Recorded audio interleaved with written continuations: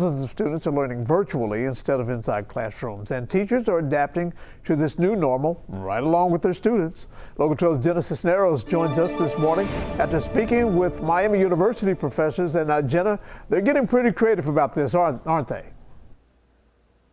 John, and that's absolutely right. Creative is just the best word to describe that, especially for professors and instructors in the Humanities and Creative Arts Department at Miami University. I spoke with Professor Jennifer Purdom, who turned her personal art studio in OTR to a virtual classroom.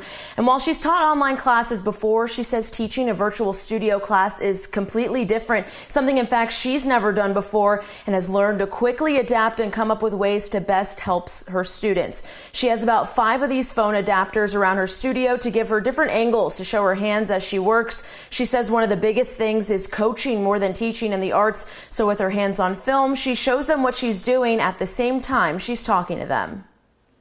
One of the biggest challenges is that we don't have that shared experience. So it's really difficult for them to see that they're looking at their own still life and I'm looking at my own still life.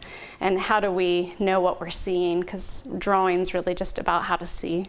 And then the other problem is materials. So they don't know how to hold a pencil for drawing, or how to use charcoal in a way that's efficient, and things like that that we just took for granted in the studio because I would just stop and show them. Another big tool for her is her YouTube channel. She's uploaded a lot of tutorial videos on here to help her students, especially the freshmen who are still trying to learn the basics. But I think it's safe to say she, like many other professors, are just anxiously waiting to get back into the classrooms. John, I'll send it back to you in the studio. All right, very impressive indeed. Thank you, Jenna. Professor Purdom says she's made about 100 different videos in the last 6 months for her students.